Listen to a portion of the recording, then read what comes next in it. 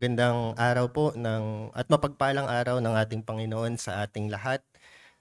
Bago po tayo magsimula, meron lang po tayong mga konting announcement again sa mga kapatiran natin na nais pang mag-abot ng tulong sa upcoming po sa Kaisuyo sa pagbibigay sa mga kabataan. Approximately around 130 to 150 na estudyante po ang mabibigyan. That will be by June 19. Hanggang ngayong linggo po ay tatanggapin po natin, may it be monetarily or may gamit po tayo na nais ibigay, maaari po kayong makipagpanayam sa amin. Ganon din po ang street preaching po natin ay na-reschedule this coming week by Saturday na po siya sa Dasma Bayan. At ganon din po ay patuloy nating isama sa panalangin ang membership acceptance po ni na Kuya Sam and ni Kiel. Isama po natin ito sa panalangin which will happen mamaya po na hapon. Ganun din ay binabati natin ng maligayang kaarawan ng mga nagdaraos po ng karawan this June, si Janiel, si Toby, and si Ate Eileen. Ganun po, nais ko pong magbahagi sa inyo ng 3 talata. Sabi sa Psalms 103 verse 12, kung gaano kalayo ang silangan sa kanluran, gayon niya inilalayo sa atin ang ating mga pagsalangsang. Sa Romans 8 verse 1, kaya ngayon ay wala nang hatol sa mga na kay Kristo Jesus. At sa Psalms 130 verse 3 to 4, kung iyong tatandaan ang mga kasamaan, O Panginoon, sino ang makatatayo? Ngunit sa iyo ay may kapatawaran upang ikaw ay katakutan. May mga pagkakataon, mga kapatid, na kahit alam natin na pinatawad tayo ng Diyos, patuloy pa rin po tayong binabagabag ng mga nakaraang kasalanan, mga pagkukulang, o kaya na maaaring binabagabag ba tayo kung tunay nga ba na napatawad tayo ng Panginoon, na patuloy pa rin nating kinakaharap ang same na kasalanan ng paulit-ulit. Ngunit marami sa atin ang nakaalam ng Ebanghelyo, ngunit minsan nahihirapan tayo na tunay na makita o maunawaan ang ganap na kapatawaran ng Panginoon. At sa ating mga nabasa, ay kung itatala ng Diyos ang bawat kasalanan natin at hahatulan tayo sa ating mga gawa, walang sino man sa atin ang makakatayo sa kanyang harapan. Lahat tayo ay nagkasala laban sa kanya sa isip, sa salita at sa gawa. Ngunit ito po yung kamangha-manghang katotohanan ng salita ng Panginoon. Ang Diyos ay hindi lamang nagbigay ng pagkakataong magsimula muli tayo, ngunit sa pamamagitan ng buhay, kamatayan at muling pagkabuhay ni Kristo Jesus, ang ating mga kasalanan ay lubos na pinatawad at inalis. Sabi nga po doon, wala na. Ni isa ay walang ibinilang sa ating kasalanan. Kung gaano kalayo ang silangan sa kanluran, gayon kalayo inilayo ng Diyos ang ating mga pagsalangsang.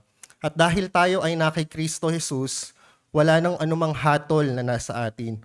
At isaisip natin ang katotohanan ito ngayong araw na ito, mga kapatid, na ngayon, ito'y araw niya, buhay tayo, humihinga, at niloob pa rin ng Panginoon na akayin tayo sa araw ng panambahan. Isang patunay ng kahabagan ng Diyos sa atin.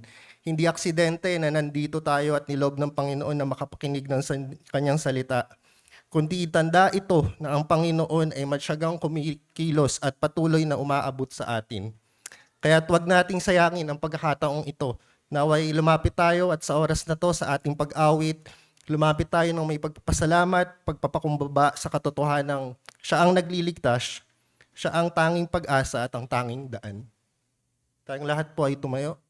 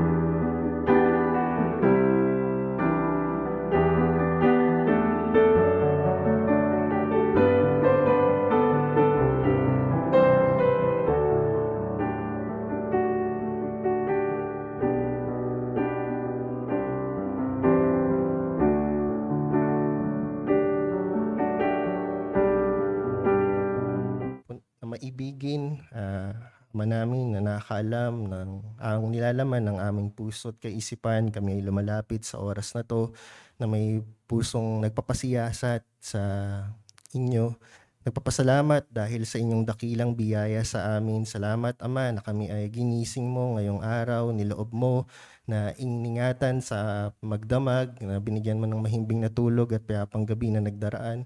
At dinala mo sa bahay panambahan upang ikay makilala pa ng lubusan, ibigin, makasama ang mga kapatiran. Hindi ito, hindi ito dahil sa amin na kami ay karapat-dapat, kundi dahil ito sa iyong walang hanggang awa at biyaya sa pamagitan ni Kristo Jesus. Panginoon, inaamin namin na kami ay mga makasalanan na madalas nakakalimot, madalas nadadapa at nabibigo. Ngunit salamat sa ginawa mo doon sa krus ng Kalbaryo. Ang aming kasalanan ay iyong hinugasan, ni isa ay wala kang ibinilang sa amin. Ang iyong poot ay lubos na nasiyahan at kami ay pinatawad at tinanggap mo. At nawa sa oras na to, maging araw ito ng pagliligtas, makita ito ng mga taong wala pang pagkakilala sa inyo, ang pangailangan nila sa aming Panginoong Kristo. Salamat, Ama, na kami ay hindi mo itinuturing na mga kaaway, kundi mga anak mo na nakaupo mismo sa inyong mesa. Tinanggap mo kami sa biyaya at sa pamagitan ng Panginoong Kristo. Naway samahan mo kami ngayong buong araw. Tulungan mo kaming sumamba sa iyo sa espiritu at katotohanan. Hindi kami bumase, ilayo mo kami sa anumang pagiging makasarili, ilayo mo kami sa hindi pagpapasakop sa inyong salita, bigyan mo kami ng puso na handang magmakaawa at lumapit sa inyo. Naway basagin mo anumang kayabangan at pagiging makasarili. Bigyan mo kami ng tenga na nais na duminig ng inyong salita at ng kaliwanagan sa aming makikita, na makita namin ang katotohanan at kadakilaan ng aming Panginoong Kristo. Nawa gabayan mo ang lahat ng tatayong kalalakihan dito sa unahan. Nawa ikaw lamang ang maipahayag ng may katapatan at kapakumbabaan. Mapurihan ka, Ama, sa aming kalagitnaan sa pangalan ni Jesus. Amen. Maaari na po tayong makaupo at sa oras po na ito ay awitin po natin ang ating pangalawang hymn, O Lord, my Rock and my Redeemer.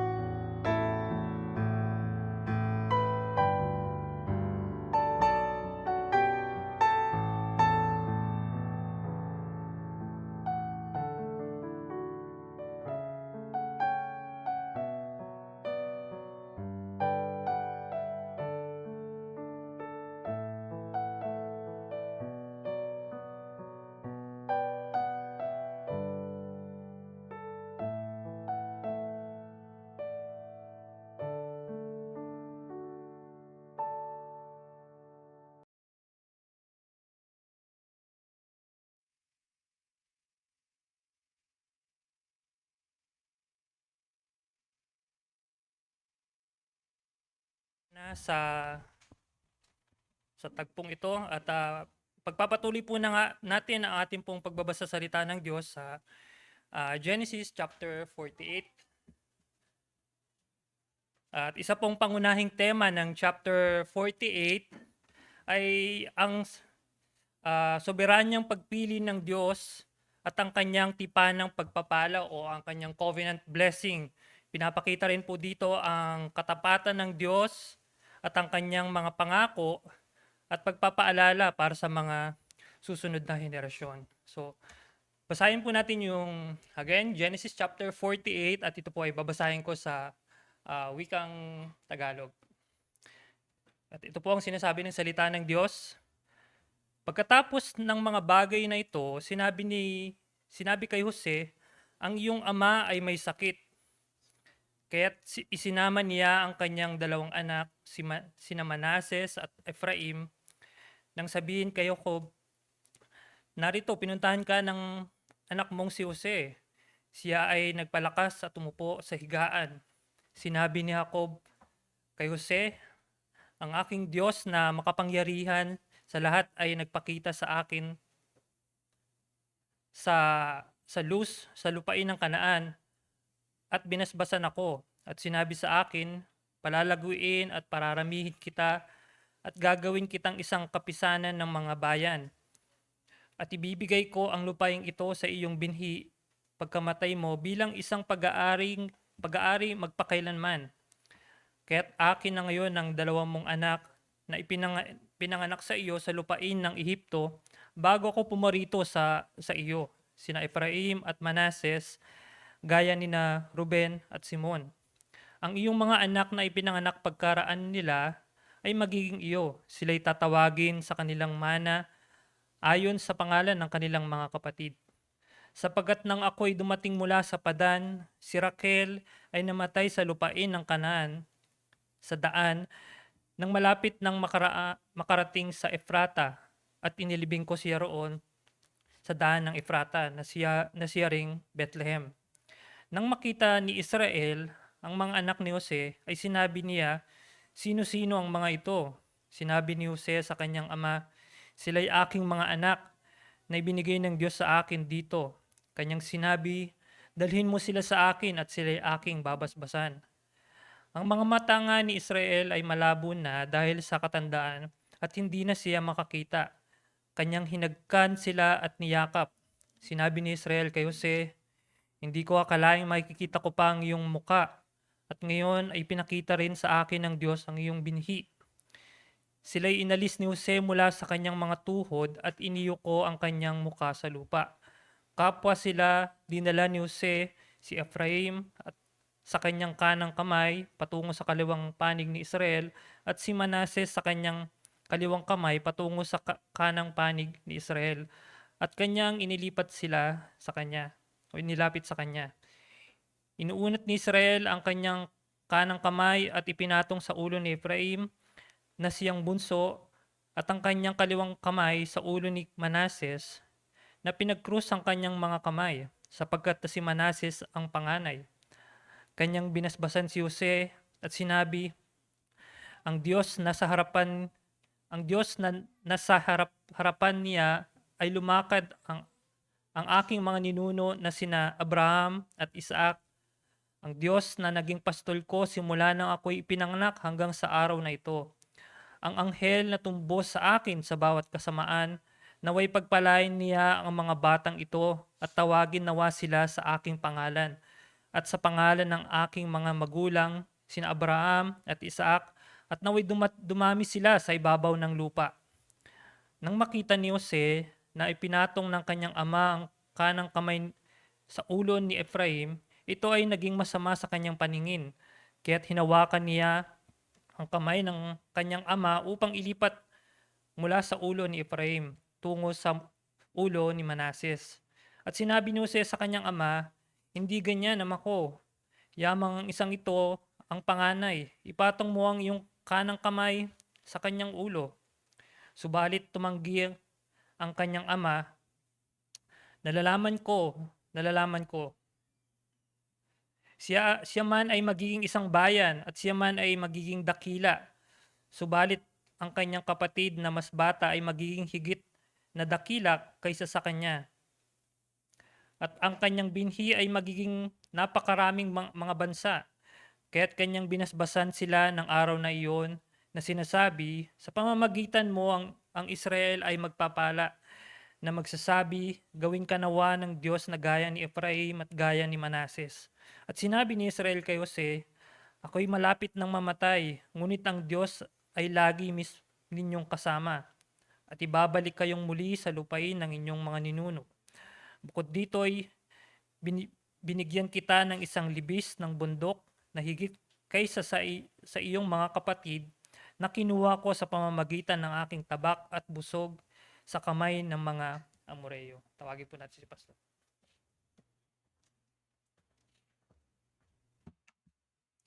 Let's pray. Aming Diyos, salamat po sa mensahe ng scripture reading na aming binasa. Salamat at muli po naming natunghayan mula sa Biblia kung gaano po kayo katapat bilang Diyos na nakipagtipan sa amin. Na bagamat muntik ka na po na dahil sa kasalanan ng mga tao mo, na muntik na mapatid ang mga plano mong pangkaligtasan nung kanilang ibinenta si Jose sa bayan ng Ehipto. Ngunit dahil sa iyong soberanong kapangyarihan, hindi ito nangyari. Pinanatili po ninyo inyong katapatan sa tipan at kahit na namatay na si Israel, nanatili po Panginoon ang pagsama ninyo sa inyong mga tao. At sa katapus-tapusan, ito'y naisiwalat sa amin ang binigay ninyo si Hesus Kristo sa bagong tipan bilang aming Diyos. Nakita namin ang katuparan ng tipan na nahanap ang kanyang kalubusan kay Hesus Kristo na siyang nagbubo ng kanyang dugo, sumalo ng ng kamatayan na para sa amin at nabuhay ng buhay na hindi namin kayang arukin. Salamat Panginoon sa katapatan mo sa kabila ng aming mga kasalanan. Ang patutuo ng mga mananampalataya sa lumang tipan ay patutuo namin hanggang ngayon. Nananatili kang Diyos na tapat sa iyong pinangako sa amin. At ngayong umaga o Diyos sa aming paglapit sa panambahan, nananalangin kami o Diyos na siyasatin po ninyo ang puso namin. Alam po ninyo ang aming mga inisip, ang aming mga sinabi, ang aming mga tinignan, pinakinggan, mga hinawakan, mga ginawa namin sa nakalipas na 6 na araw ng isang linggo. Alam po ninyo o Diyos na may kasalanan sa puso namin, hayag man ito o natatago. At alam namin, O Diyos, na isa kang Diyos na banal na namumuhi sa kasalanan. Kaya ang dalangin namin, O Diyos, ay patawarin niyo po kami kung meron man kaming kasalanan na dala-dala ngayong umagang ito. Alam po ninyo ang aming kahinaan. Maawa po kayo sa amin at ipaalala niyo po sa amin, O Diyos, na isa kang Diyos na nagpapatawad sa lahat ng aming kalikuan. Nawa makatagpo ang bawat isa po sa amin ngayong umaga ng kapatawaran sa iyo. Lingapin niyo po kami ng iyong pag-ibig. Tulungan niyo po kami, O Diyos, na araw-araw ay lumaban sa mga kasalanan. Tulungan niyo po kami na panghawakan ng aming patutuo at hindi po kami mapulaan ng mga taong walang pananampalataya sa iyo. Nawa, O Diyos, ay labanan namin ang kawalan ng pananampalataya sa iyo. Nawa, labanan po namin ang aming kalamigan o impiety. Nawa, O Diyos, na labanan namin ang aming isip na laging nag-iisip ng masama laban sa aming kapwa. Ang spirito ng katamaran, pusong mainggitin at anumang Panginoong bagay na humihila sa amin upang maging makamundo. Tulungan niyo po kami, O Diyos. Mahina ang aming laman, hindi namin ito kayang gawin. Nagtitiwala kami, O Diyos, sa grasya mo na nagpapanatili sa aming pananampalataya. Tulungan niyo po nawa ang bawat isa na lumakad sa kabanalan, ang aming pinag-aralan kanina sa Sunday School patungkol, Panginoon, sa aming mga responsibilidad bilang membro. Nawa, O Diyos, ay itong lakaran, makita ito sa aming buhay, maging seryoso kami na mga membro ng iyong iglesia. Nawa yung mga pinag-aralan po namin na means of grace, nawa hindi namin ito babasta-bastahin. Itatak niyo po sa aming mga puso na ito ang instrumento mo para lumago kami sa pananampalataya. At nawa, O Diyos, ay araw-araw kaming tumalima rito. Pag-alabin po ninyo ang aming puso sa mensahe ng Ebanghelyo at itulak kami nito, O Diyos, na maging masigasig, na maglingkod sa iyo at maglingkod sa isa't isa naming mga kapatid. Tinataas namin sa iyo, O Diyos, ang mga kapatiran din namin na nakakadanas ng karamdaman. Nawa, O Diyos, ay ibsan po ninyong kahinaan ng kanilang kaluluwa ay ng kanilang katawan. At nawa, O Diyos, higit pa sa pangangailangan ng kanilang katawan, nawa, O Diyos, ay pagpalain po ninyo ang kaluluwa nila sa araw na ito. at lalong-lalo sa mga kapatiran namin na narito ngayon bagamat merong iniindang sakit. Tulungan niyo po nawa sila o Diyos at nagpapasalamat kami at muli kami makakatagpo mamayang hapon. Makaka-witness po kami ng membership acceptance. Salamat Panginoon dahil ikaw ang nagdadagdag ng mga individual sa iyong lokal na iglesia at makaka-witness din po kami muli at makakapartake ng bread and wine mamayang hapon. Nawa Panginoon, manguusap ito sa aming kaluluwa.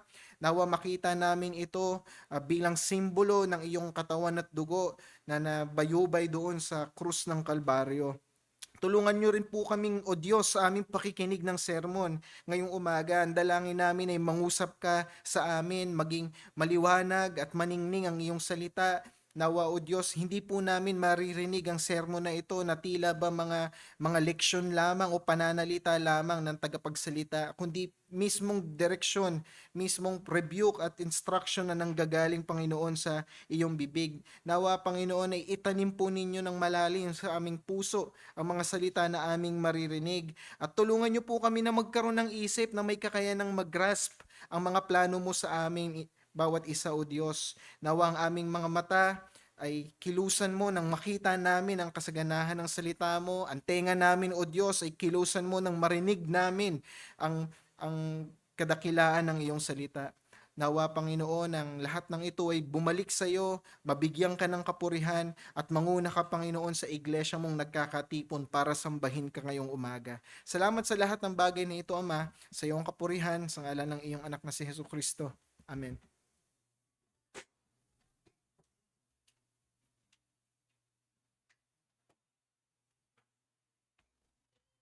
Anyayahan ko po ang lahat na tayo ay tumayo para po sa ating operatory hymn at paghahanda po sa pakikinig ng kanyang salita.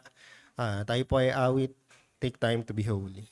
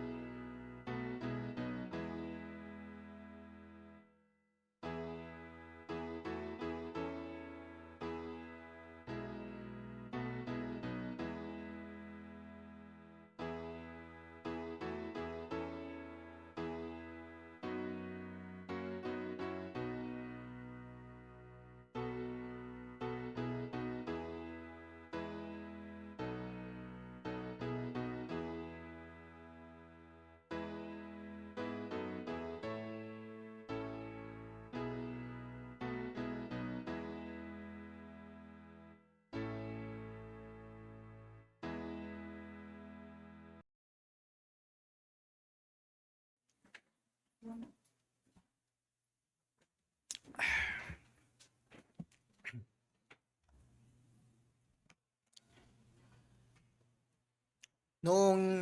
2010 po, naglabas po ng isang sci-fi movie ng sikat na director na si Christopher Nolan na pinamagatang Inception. At maaari siguro ilan sa inyo ay napanood na ito. Tampok rito si Leonardo DiCaprio bilang si Cobb. At sa pelikula po na ito, pelikulang Inception, ginamit puro ng isang cinematic technique na tinatawag na callback effect. Ito po yung paulit-ulit na pagbalik sa mga mahahalagang imahe, ideya, at tanong na lalo pang lumalalim ang kahulugan sa bawat pag-ulit. Halimbawa nito, nagsimula po yung movie na Inception doon sa pag-ikot ni Cobb ng isang totem o isang maliit na trumpo bilang kanyang device para i-judge kung nasa realidad na ba siya. At napakadami pong nangyari doon sa palabas, ngunit sa dulo po ng palabas, bumalik ito sa simula kung saan nagpapaikot uli ng totem o ng maliit na trumpo si Cobb.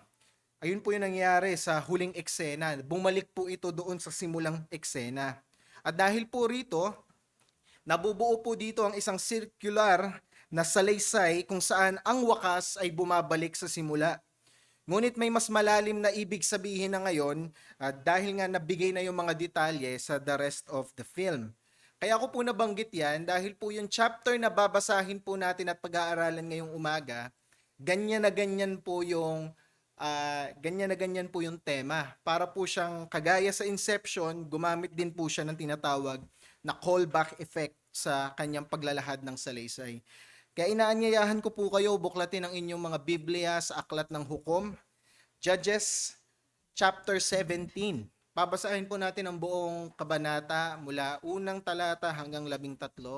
Judges chapter 17 verses 1 to 13. Judges 17 verse 1 to 13, ito po ang salita ng Diyos na hindi nagbabago at hindi nagkakamali.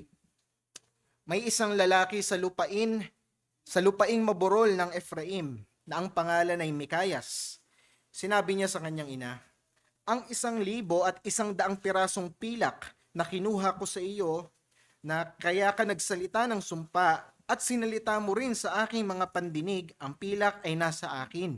Kinuha ko at ngayon ay isa sa oli ko sa iyo. At sinabi ng kanyang ina, pagpalain nawa ng Panginoon ang aking anak. At isinuoli niya ang 1,100 pirasong pilak sa kanyang ina at sinabi ng kanyang ina, aking itinatalaga mula sa aking kamay ang pilak na ito sa Panginoon na ukol sa aking anak upang igawa ng isang larawang inanyuan na yari sa bakal. Verse 4, nang kanyang isaoli ang salapi sa kanyang ina, kinuha ng kanyang ina ang 200 pirasong pilak na ibinigay sa mga manghuhulman na siyang gumawa ng isang larawang inanyuan na yari sa bakal at iyon ay nasa bahay ni Mikayas. Ang lalaking si Mikayas ay mayroong isang bahay ng mga Diyos at siya'y gumawa ng isang ephod at teraphim at itinalagang isa sa kanyang mga anak upang maging kanyang pari. Ng mga araw na iyon ay walang hari sa Israel. Ginawa ng lahat ng tao kung ano ang matuwid sa kanilang sariling paningin. Noon ay may isang kabataang lalaki sa Bethlehem sa Huda mula sa angkan ni Huda. Siya ay isang Levita na naninirahan doon. Ang lalaki ay umalis sa bayan ng Bethlehem sa Huda upang manirahan kung saan siya makakakita ng matutuluyan. Habang siya'y naglalakbay, nakarating siya sa bahay ni Mikayas sa lupaing maburol ng Ephraim upang ipagpatuloy ang kanyang gawain. Sinabi ni Mikayas sa kanya, saan ka nang galing? At sinabi niya sa kanya, ako'y isang Levita mula sa Bethlehem sa Huda at ako'y maninirahan kung saan ako makakita ng matutuluyan. Sinabi ni Mikayas sa kanya, manirahan ka sa akin, at ikaw ay magiging aking ama at pari. Bibigyan kita ng 10 pirasong pilak bawat taon ng bihisan at ng ikabubuhay. At ang Levita ay pumasok. Verse 11, ang Levita ay pumayag na manirahang kasama ng lalaki. At ang binata ay itinuring niyang isa sa kanyang mga anak na lalaki. Itinalagan ni Mikayas ang Levita at ang binata ay naging kanyang pari at nanirahan sa bahay ni Mikayas. Na magkagayoy sinabi ni Mikayas, ngayon ay alam ko na ako'y pasasaganain ng Panginoon, yamang ako'y may isang paring Levita. Saglit po tayong manalangin. O Diyos, aming dalangin na bigyan niyo po kami ng grasya na maunawaan ang iyong salita. Wala po kaming sapat na dunong para maintindihan ito. Kailangan po namin ng pagpapaliwanag na gawad ng iyong Espiritu sa amin ngayong umaga. Nawa igawad niyo po ito sa lahat, O Diyos, nang sa ganun mangusap ito sa amin at magtulak ito sa pagsisisi at pananampalataya ng mga wala pa sa iyo. Salamat sa biyayang ito, Ama, sa ngalan ng iyong anak na si Jesus. Amen. Dalawang Lord's Day na po ang nakakalipas mula po nung ating huling pinag-aralan, yung aklat ng hukom. Nagtapos po tayo sa Judges chapter 16. At kung naaalala po ninyo, tapos na po natin pag-aralan yung 12 na Judges. Tapos na po natin pag-aralan si Othniel, si Ehud, si Shamgar, si Deborah, si Gideon, si Tola, Jair, si Jephthah, Ibdan, Abdon, Elon, at lastly si Samson. Tapos na po nating ikutan yung buhay ng mga hukom po na ito. And nagtapos po tayo doon sa kamatayan ni Samson, kung naaalala ninyo sa chapter 16. Bumagsak yung templo nung tinulak ni Samson, yung templo ng mga pagan, at namatay po sila. Meron tayong thinking na after chapter 16, pagbukas po ng chapter 17, meron pong bagong hukom. Pero hindi po ganun ang nangyari. Wala pong pinakilala sa ating bagong hukom dito sa chapter 17. At kung maaalala po ninyo kanina, binanggit ko sa intro na yung movie ng Inception, nagsimula siya sa isang scene, tapos nagpatuloy yung movie, at the end of the film, bumalik siya doon sa start ng movie. Nabanggit ko yon kasi gantong-ganto po yung nangyari dito sa Book of Judges. Alam niyo po ba kung saan yung end ng Book of Judges? Chapter 16 po yung huling chapter, chronologically. So bakit po meron pa tayong 17 to 21? Bakit meron pa po tayong 4 na chapter? Kung chronologically, the last chapter of the Book of Judges must be chapter 16, why is it na meron pa tayong chapter 17 to 21? Dahil po, medyo anomalous yung placing ng timeline ng 17 to 21. Well, actually, chapter 17 to 21, nandito po sa timeline ng before Judges 1 and 2 pa. Nakuha po natin? Yung timeline po ng chapter 17 to 21, predates Judges chapter 1. At bakit ko po nasabi iyan? Dahil po karamihan ng mga scholar naniniwala po sa placing na ito, na hindi po ito chronological after chapter 16, sumunod yung 17, 18, 19, 21, hindi po. Ito po yung mga kaganapan na nangyari before. Ito po isang historical appendix o dagdag na salaysay na nagpapakita kung gaano kalalim ang spiritual na pagkabulok ng bayan ng Israel noong panahon po ng mga hukom. So kung aayusin po natin yung timeline ng Judges, kung nais nating ayusin, nangyari po muna yung Judges 17, 18, 19, 20, 21, tsaka po nangyari yung Judges chapter 1, then Judges chapter 2, then Judges chapter 3 to 16. Yun po yung tamang timeline ng book na ito. Ngayon, bakit ang understanding ng mga scholars, and I am convinced na nangyari itong mga to before Judges chapter 1 and 2, dahil po dito sa tatlong evidence na ito. Kung makikita po natin sa Judges chapter 18 verse 30, sabi po dito sa Judges chapter 18 verse 30, at itinayo ng mga anak ni Dan para sa kanilang sarili ang larawang inanyuan. Si Jonathan na anak ni Gerson na anak ni Moises. Mga kapatid, bakit buhay pa yung apo ni Moises dito? Ilang siglo na yung nangyari. More than 400, 500 years mula nung namatay si Moises, buhay pa yung apo niya. So, mga kaganapan po ito na probably buhay pa si Moises. Pangalawa dyan, pag tinignan po natin sa chapter 20 verse 28, chapter 20 verse 28, sabi po rito, at si Phinehas, pamilyar po ba si Phinehas? At si Phinehas na anak ni Eleazar na anak ni Aaron. So, around the time ni Aaron pa ito. For sure, patay na si Aaron nung panahon ni Samson Bakit nandito ito sa chapter 20? And lastly, chapter 18 po, yung buong kwento ng chapter 18, ito po yung quest ng tribe of Dan sa paghahanap ng kanilang lupa na mai-inherit. Nangyari po ito nung Judges chapter 1 Naalala ninyo yung naghahanap ng lupa yung mga Danites? So, ayun po yung tamang timeline po nito. At hindi po ito maling placing, kagaya ng sinabi ko, callback effect yung ginamit po ng writer dito ng Judges, and probably ang sulat nito is si Prophet Samuel, pero hindi po nagkamali si Samuel.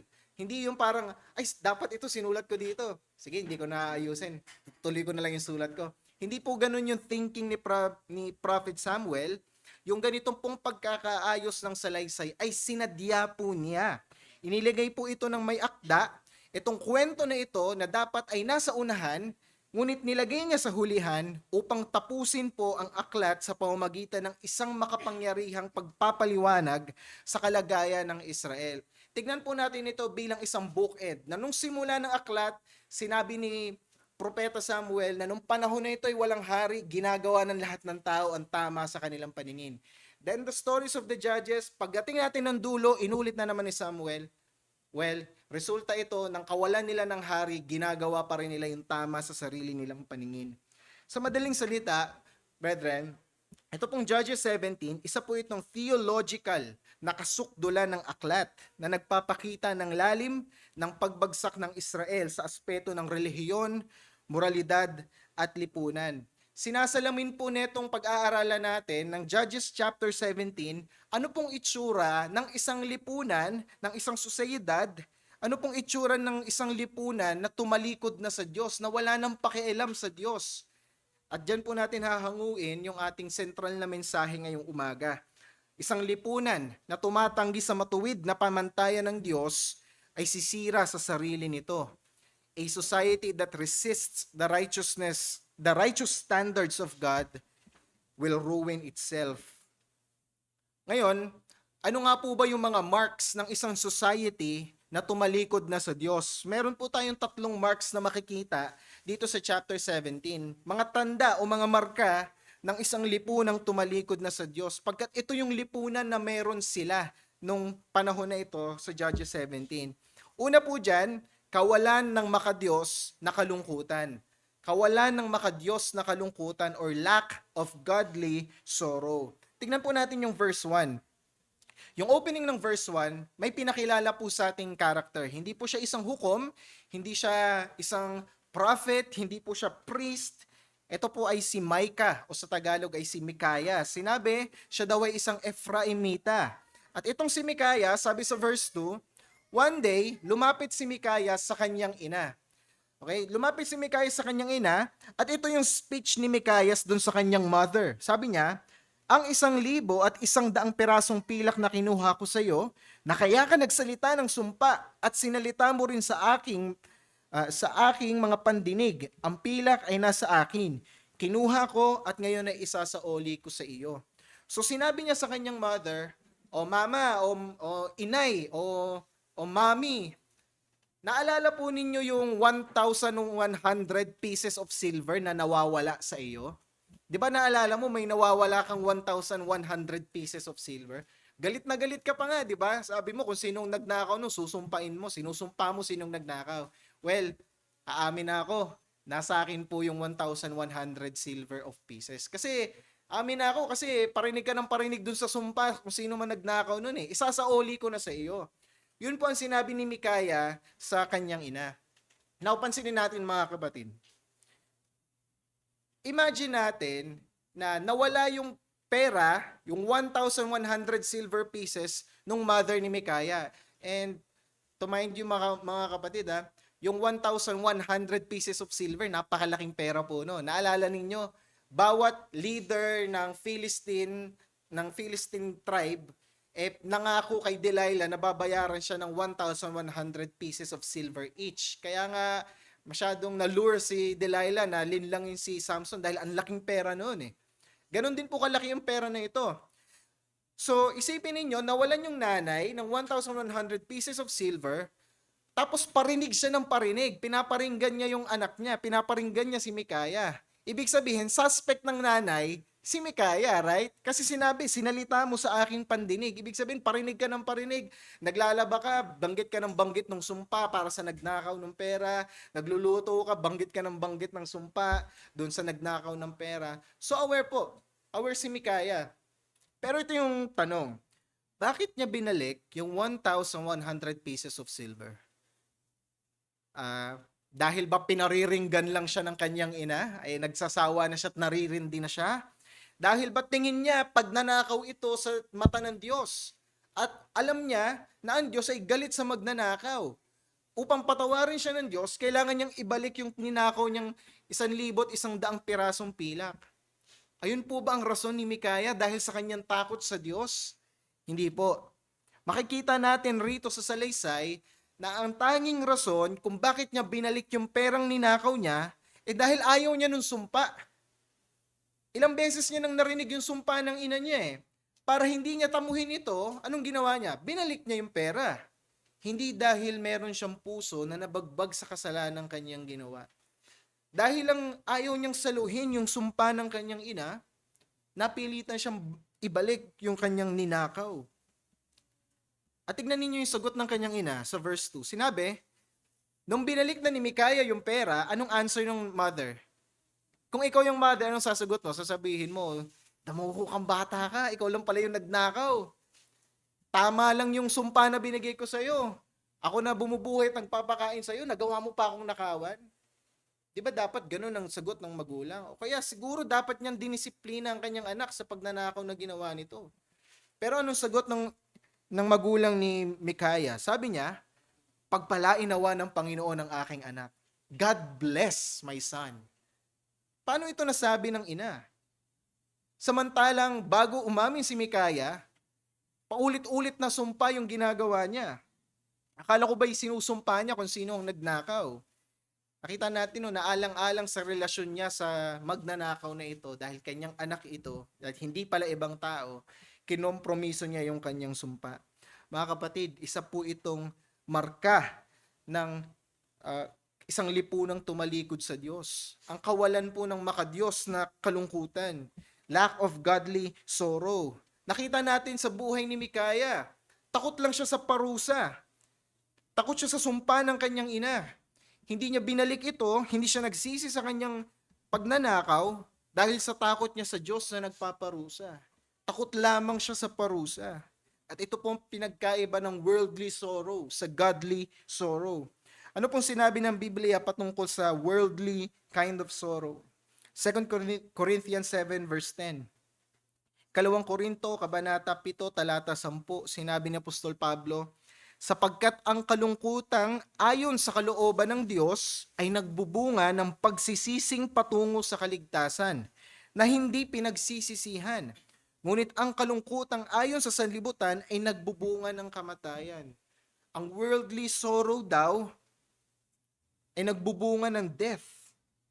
Wala po yung pinagkaiba sa isang lalaki na chain smoker, na tumigil sa kanyang paninigarilyo, hindi dahil nakita niya na masama sa Biblia ang pagkahumaling sa anumang bagay ng gusto, hindi dahil nakita niya na nag-aabuso na siya sa substansya na ito, tumigil lang siya sa bisyo dahil takot siyang magkaroon ng sakit sa baga. Pragmatic repentance. O ng isang tao na tumigil sa pag-iinom dahil takot siyang magkaroon siya ng sakit sa bato. Pragmatic repentance.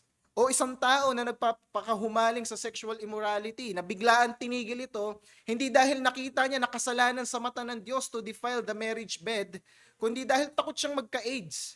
Nakita niya na kasi sa mga kaibigan niya na nagpatuloy sa sexual immorality, nagsuffer sa sakit na AIDS at ayaw niyang danasin yun, kaya tinigil niya na lang yung sexual immorality niya. Wala itong pinagkaiba sa isang taong tumigil biglaan sa adultery dahil ayaw niyang malaman ito ng iba at mapahiya siya para lang sa sariling reputasyon. Wala itong pinagkaiba sa isang taong tumigil sa panluloko, sa pagsisinungaling, at baka malaman ito ng iglesia kung saan siya nabibilang. O biglang tumigil sa mga tagong kasalanan dahil sa takot niya na malaman ito ng iglesia at masangkot siya sa church discipline. Ngunit hanggang dun lamang, walang pagkabasag ng puso niya dahil ginawa niya ng kasalanan ng Diyos na namumuhi sa kasalanan. At maging maingat din tayo mga kapatid dahil baka ito ang ebanghelyong pinapangaral din natin. Baka nangangaral tayo ng impyerno, ng ebanghelyo na pananakot lang sa impyerno. Ayaw natin na magsisi ang mga unbeliever na Tila ba magsisisi sila sa kasalanan dahil tinakot natin sila sa apoy na hindi namamatay, sa mga uod na kakain ng kanilang laman, sa pagngangalit ng kanilang ipin araw at gabi for eternity. At dahil sa takot na yon, seemingly magre-repent sila. At kung ganun ang klase ng repentance natin, mga kapatid, makamundong sorrow yan. That is a worldly kind of sorrow. Hindi po yan godly sorrow. Takot lang tayo sa kamatayan. Nais nating takasan ng impyerno, pero hindi natin nauunawaan na ang kasalanan natin ay opensiba laban sa isang banal na Diyos. Sana hindi po ganyan ang ating pagsisisi. Nawa ang meron po tayo is a godly kind of sorrow, a godly sorrow. Ano nga po bang pagsisisi na makadiyos o kalungkutang makadiyos? Ito po ay may pagkilala sa Diyos na ginawan natin ng kasalanan. Natandaan po ninyo si Haring David. Siya'y nangalunya. Nang siya'y tinapat ni Propeta Nathan, ano pong ginawa niya? Nirasonan niya ba yung kasalanan niya? Nagpakita siya ng totoong pagsisisi. Naglagay siya ng abo sa kanyang ulot, nagsuot ng sako. Totoo, nangalunya siya, pinapatay niya pa yung asawa ng babaeng pinangalunyaan niya. Marami siyang ginawa ng kasalanan, pati ang bayan ng Israel ginawa niya ng kasalanan. Pero anong sinabi ni Haring David sa Aklat ng Mga Awit, Kabanata 51, talata 4, Psalm 51 verse 4. Ano pong sinabi ni David? Sa iyo lang ako nagkasalang tunay, at ang ginawa ko'y di mo kinalugdan. Kaya may katuwiran ka na ako'y hatulan, marapat na ako'y iyong parusahan. Bagamat maraming tao ang ginawa ng kasalanan ni David dahil sa kanyang pangangalunya at pagpatay, sa kanyang pagsisinungaling at pagpapanggap, meron siyang recognition na ultimately isa lang ang ginawa niya ng kasalanan. Ang Diyos na nakakakita ng lahat. Ang Diyos na sukatan at pamantayan ng katwiran. Halimbawa, sinabi sa atin ng ating magulang na huwag nating kainin yung ice cream sa ref. At kinain pa rin natin nung makaalis na yung ating magulang, kinain natin ice cream sa ref. Totoo, na ginagawa natin ang kasinungalingan ng ating magulang. Gumawa tayo ng kasalanan laban sa kanya. Pero may Diyos na nag-uutos na magpasakop tayo sa ating magulang. May Diyos na nagsabi na huwag tayo magnanakaw, mangunguha ng hindi sa atin o magsisinungaling. So ultimately, all offenses and all sins are being done to God. Ganito po ang godly sorrow. Meron tayong pag-unawa na bawat kasalanan na ginagawa natin na hindi natin ginagawa sa ating kapwa. Ginagawa natin ito sa Diyos. At hindi lamang ngayon, ang godly sorrow, nakaugat ito sa pagkilala na ang Diyos ay mapagpatawad. It is rooted in the understanding that God is a forgiving God. Sinabi po sa Joel chapter 2 verse 13, Joel 2:13, manumbalik kayo sa Panginoon ninyong Diyos sapagkat siya ay mapagbiyaya at mahabagin, banayad sa pagkagalit at sagana sa kagandahang loob. This is godly sorrow. Na yes, we recognize na ang ating kasalanan ay ginawa natin directly sa Diyos, pero hindi natin kinalilimutan na ang Diyos, although ginawa natin siya ng mali, ay isang Diyos na mapagpatawad, banayad sa pagkagalit, sagana sa kagandahang loob. Ang punto natin mga kapatid, ang makadiyos na kalungkutan or godly sorrow ay pagkilala na bawat kasalanan ay paglaban sa Diyos at ang bawat kasalanan ay handa rin niyang patawarin. Halimbawa na lang neto si Pedro at si Judas. Anong ginawa ni Judas? Hindi ba't pinagkanulo niya si Hesukristo kapalit ang 100 pirasong pilak? Ngunit nang nakita niya na na hinuli si Hesukristo, nang kanyang pinagkanulo si Hesukristo sa pamamagitan ng isang peking halik, anong nangyari kay Judas? Hindi ba't bumalik siya sa templo at binalik yung 100 pirasong pilak? Tanda ng pagsisisi? Pero anong hinatnan ni Judas? Binigti niya ang kanyang sarili. May pagkilala siya na nagkasala siya, pero hindi niya nakita na kaya siyang patawarin ng Diyos sa kanyang pagkakasala. Ngunit itong si Pedro, na sa aking palagay mas malala ang kasalanang ginawa niya kaysa kay Judas. Si Judas, pinagkanulo si Jesus privately. Pero si Pedro, anong ginawa? Publicly. Itinatuwa si Jesus 3 times. Pag-uusapan natin ang bigat, mas mabigat ang ginawang kasalanan ni Pedro kaysa kay Judas. Anong sinabi ni Jesus kay Pedro? Hinihingi ni Satanas ang iyong kaluluwa. Satan asks you. He wants to sift you like wheat. Nais kanyang pulbusin, kagaya ng trigo. Yan ang sinabi ni Jesus kay Pedro. Mas matinding kasalanan ang ginawa ni Pedro. Pero anong nakita ni Pedro? Nakita niya si Kristo na bagamat kanyang pinagkanulo publicly 3 times, nakita niyang kayang magpatawad ng Diyos na ito.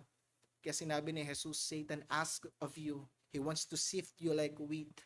But I have prayed for you. And when you are restored, pray for the brethren. Yan ang sinabi ni Jesus kay Pedro. So nawa, tanawin natin ang ating bawat kasalanan na isang umpisiba laban sa Diyos. Ngunit wag din nating kaligtaan na ang Diyos ay nagpapatawad sa anumang uri ng kasalanan. Yan ang unang marka ng isang lipunang tumalikod na sa Diyos. Ang kawalan ng makadiyos na kalungkutan. Pangalawa, pagsamba sa Diyos-Diyosan. Ito pong ikalawang marka ng isang lipunang tumalikod na sa Diyos. Pagsamba sa Diyos-Diyosan. Tignan natin ang ikatlong talata ng Kabanata 17 ng mga Hukom. Verse 3, sabi rito, isinaoli niya 1,100 pilak sa kanyang ina at sinabi ng kanyang ina, aking itinatalaga mula sa aking kamay ang pilak na ito sa Panginoon na ukol sa aking anak upang igawa ng isang larawang inanyuan na yari sa bakal. So nakita natin, sinaoli na ni Mikaya yung 1,100 pieces of silver sa kanyang ina at sabi ng ina niya, purihin ng Diyos sa anak ko na ito. At nagkaroon po ng pangako or oath itong kanyang ina sa verse 3. Sabi ng kanyang ina, itatalaga daw niya, sabi niya, itinalaga sa aking kamay ang pilak na ito sa Panginoon. So nung nakuha na ng nanay, yung nawawala niyang 1,100 pieces of silver, meron siyang pangako, sabi niya, gagamitin ko ito, itatalaga ko sa Panginoon. Napaka-noble na desire, di ba? Siguro, do-donate niya to sa templo, kasi itatalaga daw niya yung pera para sa Panginoon. Napakabuti ng kagustuhan na yan, pero hindi po natapos yung kanyang pahayag. Sabi niya, itinalaga ko sa aking kamay ang pilak na ito sa Panginoon, ukol sa aking anak, upang igawa ng isang larawang inanyuan na yari sa bakal. Wow! Idodonate daw niya yung 1,100 pieces of silver for the Lord, para sa Panginoon, para gumawa ng idol, para gumawa ng Diyos-Diyosan. I-dedicate niya yung kanyang pera sa pamamagitan ng paglabag ng second commandment ng Decalogue, sa pamamagitan ng paglabag ng second commandment ng 10 commandments. Tapos ano sinabi niya sa verse 4? Sabi niya, ibinigay sa manghuhulma na siyang gumawa ng isang larawang inanyuan na yari sa bakal, at iyon ay nasa bahay ni Mikayas. And verse 5 sinabi, ang lalaking si Mikayas ay mayroong isang bahay ng mga Diyos at siya'y gumawa ng isang ephod at teraphim at itinalaga ang isa sa kanyang mga anak upang maging kanyang pari. Nakita natin, ni-reveal bigla ng text na si Mikaya all along, pagan pala ito. Isa naman pala talaga siyang lalaki na sumasamba sa mga Diyos-Diyosan. No wonder hindi siya nagpakita ng godly sorrow. Tandaan natin, di ba si Gideon, sa end ng kanyang life, gumawa siya ng ephod, yung kasuotan na para lamang sa high priest. Reserve po yun para sa mga Levite. Bakit gumawa si Mikaya nun? Ephraimite siya. Hindi po siya dapat nagpagawa ng ephod, ni humawak ng ephod. Pero gumawa si Mikaya nito, at hindi lang yon, yung kanyang anak, na hindi naman Levita, itinalaga niya bilang high priest. Yung teraphim po na binanggit dito, ito po yung mga household gods. Ito po yung mismong pinagbawal ni King Josiah nung nireform niya ang bayan ng Israel. So nakita natin mga kapatid, no? Inisip nung nanay na bibigyan niya ng papuri ang Panginoon sa pamamagitan ng paggawa ng mga Diyos-Diyosan. Hindi po kumbinsido yung ina ni Mikaya, ni si Mikaya, na pagsamba sa Diyos-Diyosan yung ginagawa nila kasi after all, dedicated naman ito sa Panginoon. Hindi ba't familiar din ito mga kapatid? Nakikita natin to sa mga nagkakatipong grupo hanggang sa ngayon. Inaakala nila na Diyos ang kanilang sinasamba, akala nila dinededicate nila ang sarili nila sa Diyos na ito, at hindi sila kumbinsido na pagsamba sa Diyos-Diyosan ang kanilang ginagawa. Ang pinakamalaking grupo na gumagawa niyan ay ang simbahang Katoliko. Sabi nila, hindi daw nila sinasamba ang mga Diyos-Diyosan. Venerate lang nila. Hindi daw sila worshipers ng mga santo. Veneration lang daw. So gumawa pa sila ng putrid formula na tinatawag nilang 3 forms of worship. Sabi nila, meron daw 3 uri ng pagsamba. Yung una, yung latria worship. Yung latria worship, it is the type of worship given to God only. Meron silang tinatawag na second tier of worship na hyperdulia. Ito naman yung kind of worship or veneration given to Mary kasi meron siyang special grace. Tapos may third kind of worship, yung tinatawag na dulia worship. Ito naman daw yung pagsamba na ginagawad para sa mga santo. Sa mga kung sino-sinong santo. Putrid po itong hierarchy na ginawa nila of worship. Wala po ito sa scripture. Walang distinction ng scripture sa veneration and worship. Ginagamit po yan simultaneously. Kung totoo na hindi sila nagbibigay ng highest form of worship or latria worship sa mga santo at ang binibigay lang nila sa mga santo ay dulia worship, and why is it nananalangin sila sa mga santo na ito? Bagamat sinabi sa 1 Timothy chapter 2 na meron lang isang tagapamagitan ng tao patungo sa banal na Diyos, kundi ito'y si Jesucristo. Bakit sila nananalangin sa mga santo? Pray for us, sabi pa nila. Gusto mong mabuntis? Hindi ka mabuntis-buntis? Manalangin ka dun sa santo nila of fertility. Na parang tagapamagitan nito. Gusto mong gumaling? Meron silang santo para sa kagalingan. Gusto mo ng ani? Meron silang santo para sa ani.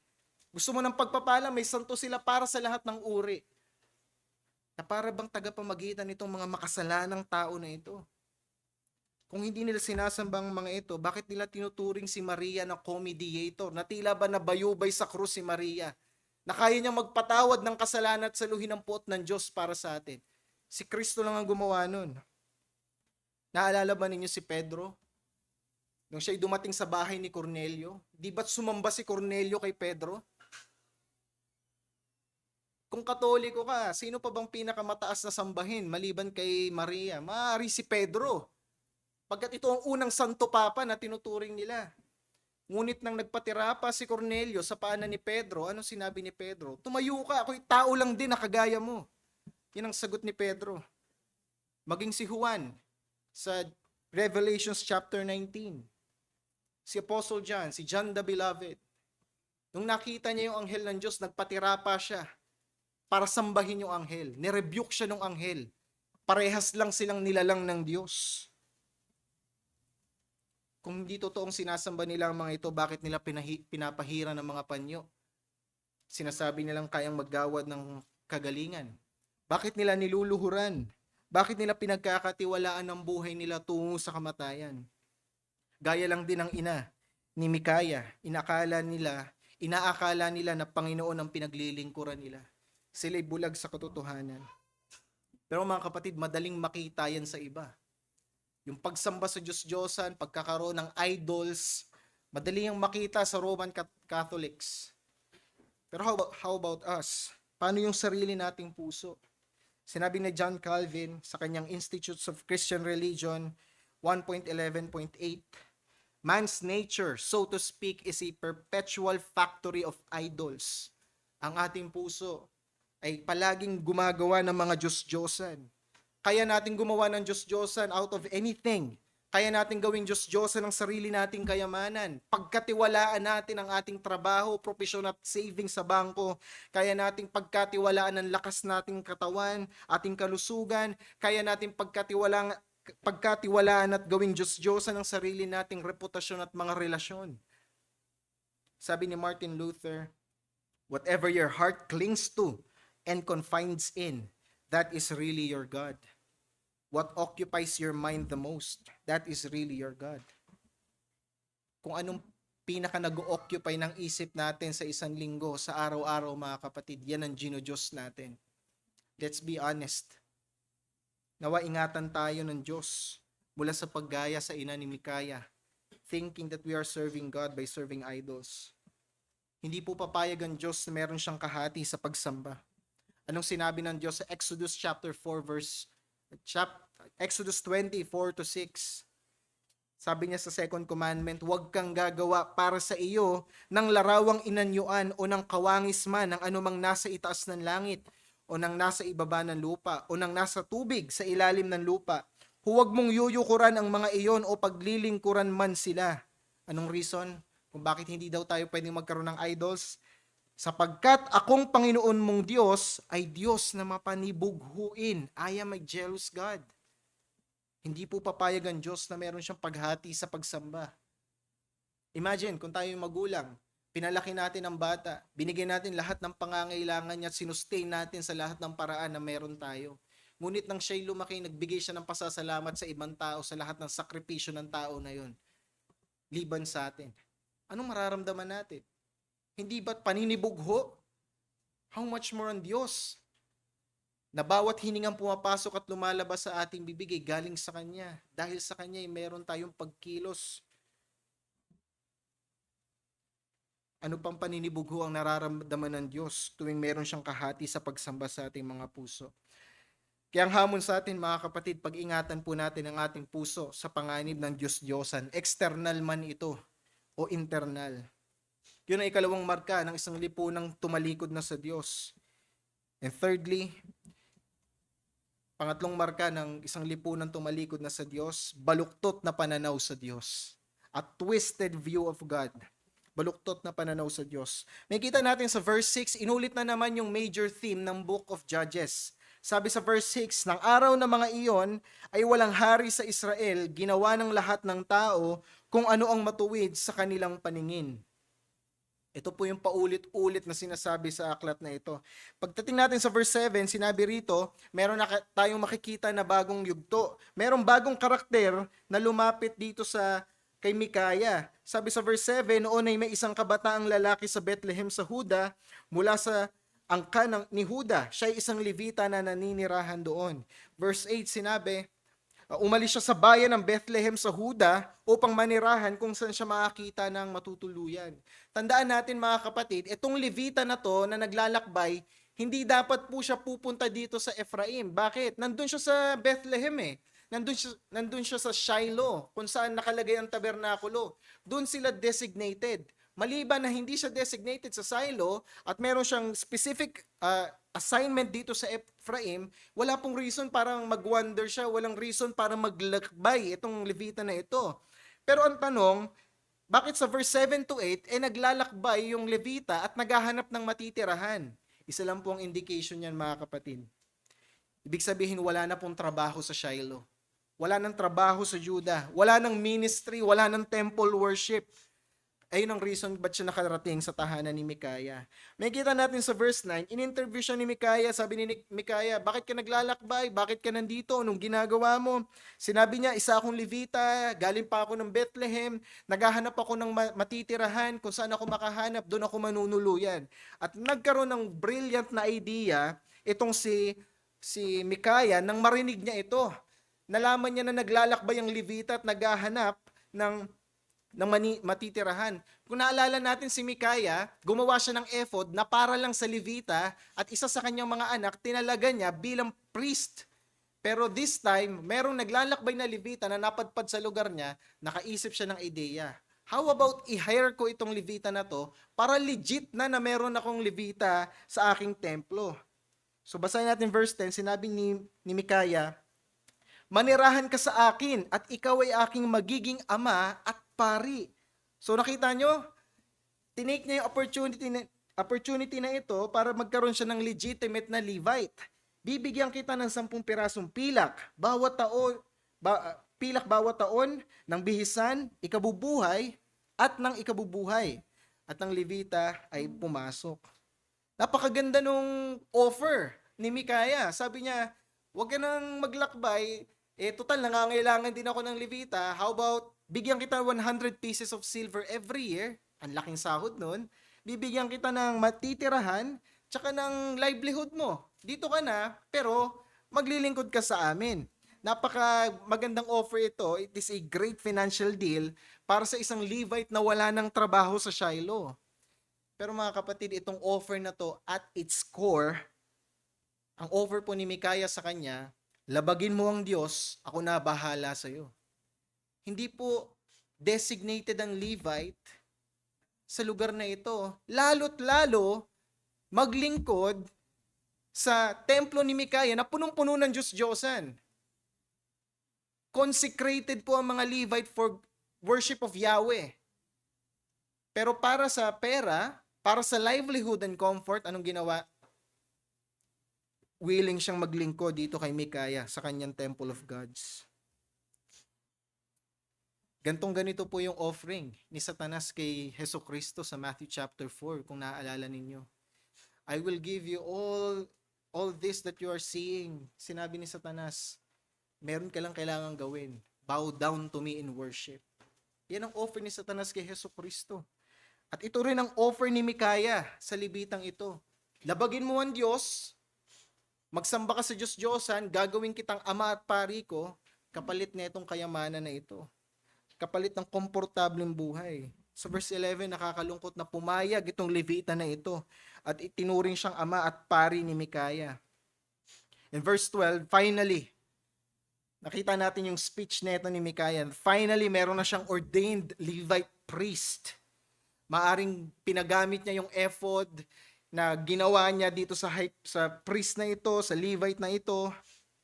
Sabi niya sa verse 13, sabi niya, ngayon alam ko na ako'y pasasaganain ng Panginoon. Yamang ako'y may isang paring Levita. So all this time, alam pala niya na nilalabag niya ang Diyos. Kasi nag-ordain siya ng pari na hindi Levita at gumawa siya ng ephod. Pero dahil may Levite na siya ngayon, sa kanyang temple of the gods, ano sinabi niya? Sa wakas, alam kong pagpapalain na ako ng Diyos, yamang meron na akong Levite. So merong awareness. Itong si Mikaya na he is sinning. Pero tignan ninyo yung motivation. Ano yung nag-motivate kay Mikaya na i-hire itong Levite? Sabi niya, ngayon alam ko na ako'y pasasaganahin ng Diyos. Dahil meron na akong pari. So anong motivation ni Mikaya sa lahat ng action na to? Simple lang, prosperity. Gusto niyang pasaganahin siya ng Diyos. So nakita niya itong Levite na ito bilang stepping stone para lalo siyang magkamal ng yaman.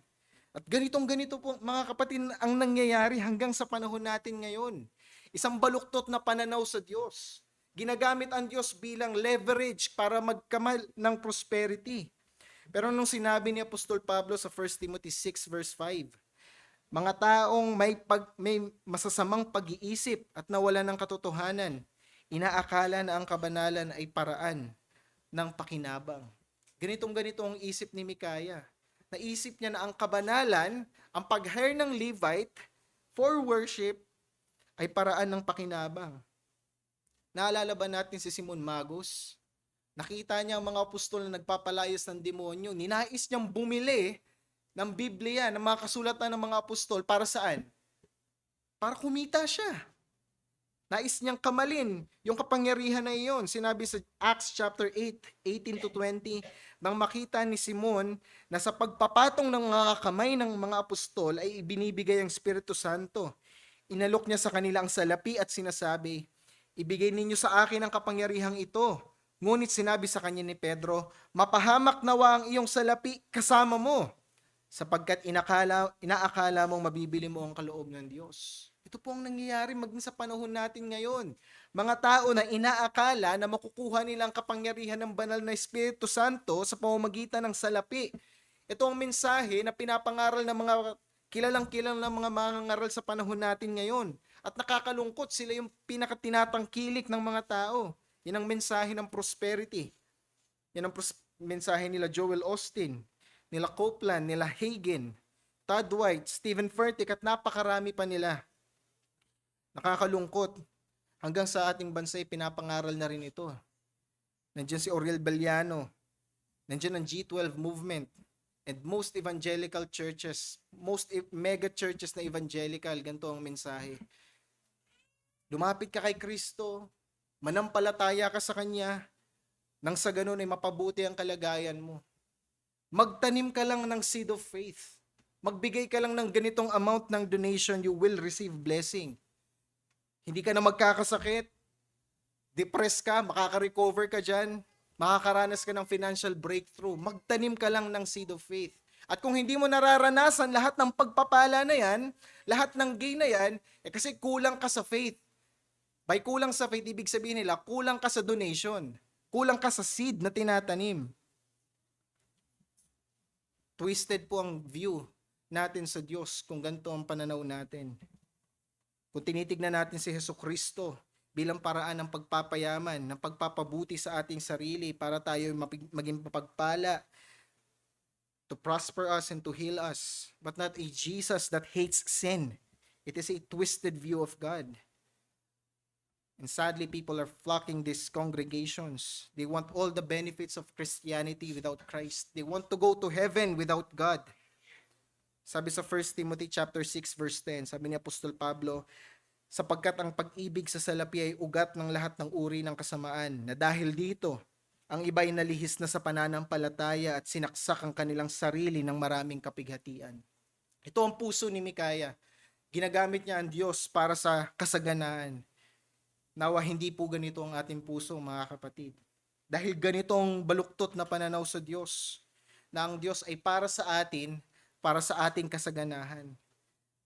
Mga kaibigan at kapatid, kung kulang pa po sa atin ang pangako ng Diyos ng kaligtasan mula sa kamatayan at kasalanan, kung hindi pa po sapat ang pangako at biyaya ng Diyos ng kapatawaran para sa ating mga kasalanan at hindi pa sapat sa atin ang kapatawaran sa hindi nating masahod na pagsalansang, kung kulang pa po ang pangako ng buhay na walang hanggan na ipinangako sa atin ng Diyos sa pamamagitan ni Jesucristo, kung kulang pa po sa atin ang pangako ng kapayapaan sa puso na hindi kayang unawain ang mundong ito, kung kulang pa po sa atin ang nag-uumapaw na pag-ibig ng Jesucristo sa kanyang iglesia at ng ating mga kapatiran kay Kristo, kung hindi po sapat sa atin ang kalakasan at biyayang espiritual na ibinibigay ng Diyos sa ating sa araw-araw, kung hindi pa po sapat sa atin si Jesucristo, mga kaibigan, wala pong sasapat na anuman sa mundong ito.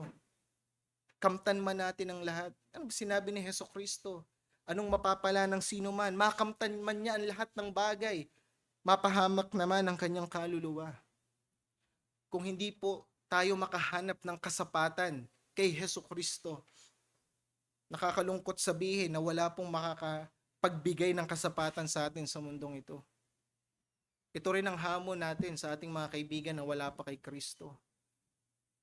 Pwede kang magkamal ng lahat ng pagpapala na meron tong mundong ito.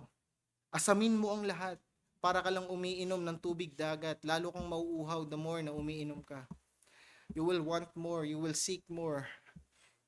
Ngunit hindi ka makakahanap ng kasapatan. Our sufficiency can only be found in Christ.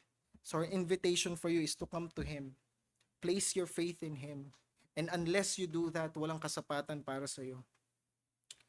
So ang hamon sa atin, mga kapatid, wag natin ikompromiso ang kalooban ng Diyos para sa mga makamundong pakinabang.